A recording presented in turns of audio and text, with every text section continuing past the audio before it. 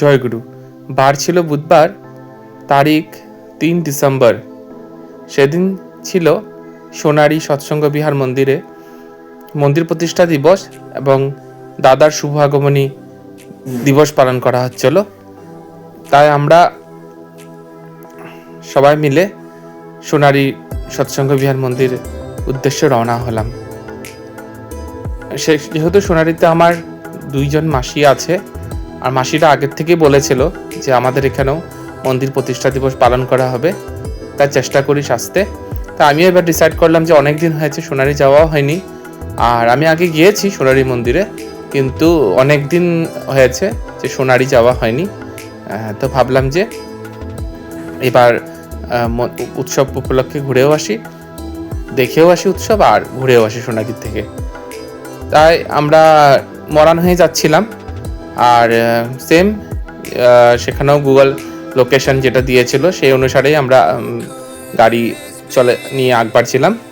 আর জানি না বাকি মরান হয়ে সেদিক রাস্তাটা কোন দিক দিয়ে গিয়ে পৌঁছালো সোনারি, আমি জাস্ট গুগল ম্যাপ ফলো করে যাচ্ছিলাম। আমি নিজেও চিনে পাচ্ছি না কোন দিক দিয়ে রাস্তা যাচ্ছে, সেটাই জানি যে সঠিক রাস্তা দিয়ে যাচ্ছি আর সঠিক জায়গায় গিয়ে পৌঁছবো, এতটুকু মানে ভরসা ছিল গুগল ম্যাপের উপরে। তাই সেখান থেকে ডিস্টেন্সটা খুব বেশি, ডিব্রুগড় থেকে অলমোস্ট 1.5 ঘন্টা লেগে গেছে পুরো অলমোস্ট। আর নতুন রাস্তা যেহেতু, আর এভাবে আমরা এসে সোনারি মন্দিরে পৌঁছলাম। হাইওয়ের পাশেই মন্দির আমরা এসে পৌঁছলাম, আর সামনে গাড়ি পার্ক করে আমরা মন্দিরে প্রবেশ করলাম। এ হলো ঠাকুর মন্দিরের সিঁড়ি, আর উপরে ঠাকুরের আসন বসানো আছে।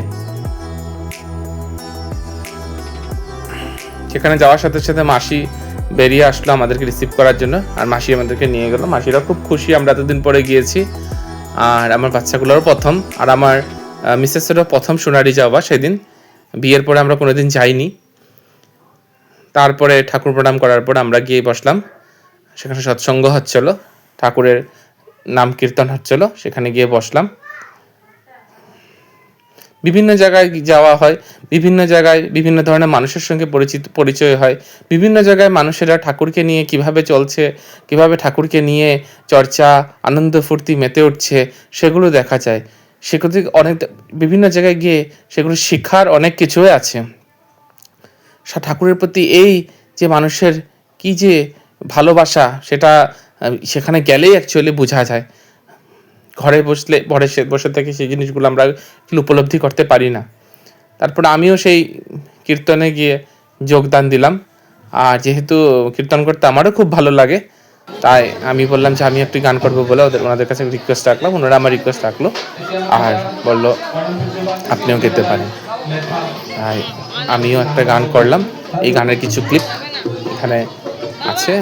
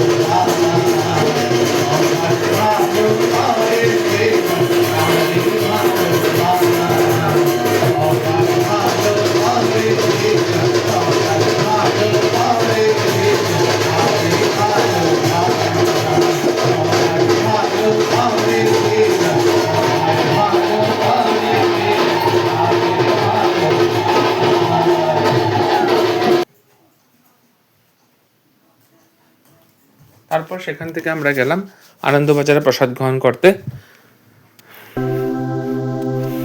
আনন্দবাজার প্রসাদে ছিল অন্ন, ডাল, মিক্স ভেজ, মাশরুম, আর খুব স্বাদ হয়েছিল। সেখান থেকে প্রসাদ গ্রহণ করে আমরা একটু গেলাম, আমি একটা সত্যানুসরণ নিয়েছিলাম, ইংলিশে খুঁজছিলাম, ইংরাজি অনুবাদটা পাইনি, হিন্দি অনুবাদের একটা নিলাম, একজনকে দেওয়ার ছিল আমার। তারপর সেখানে বসলাম, গুরু ভাইদের সঙ্গে কথাবার্তা বললাম, অনেক নতুন নতুন মানুষের সাথে পরিচিত হলাম। কেউ মরান থেকে এসেছিল, কেউ সেখানকার মানুষ ছিল, সবার সাথে আলাপ আলোচনা হচ্ছে। আমাদেরকে সবাই জিজ্ঞেসও করছিল আপনারা কোথা থেকে এসেছেন। আমরাও মানুষের সাথে এভাবে কথাবার্তা বলে, যেহেতু বলেছিলাম মাসির বাড়ি আছে, তাই সামনে মাসির বাড়িতে একটু গেলাম। মাসির বাড়ির থেকে এসেই প্রার্থনার টাইম হয়ে গেছিলো, প্রার্থনা করে তারপরে আমরা একটু প্রসাদ গ্রহণ করলাম। এই হচ্ছে রাত্রের দৃশ্য মন্দিরের, কি সুন্দর অপূর্ব লাগছে মন্দিরটা দেখতে।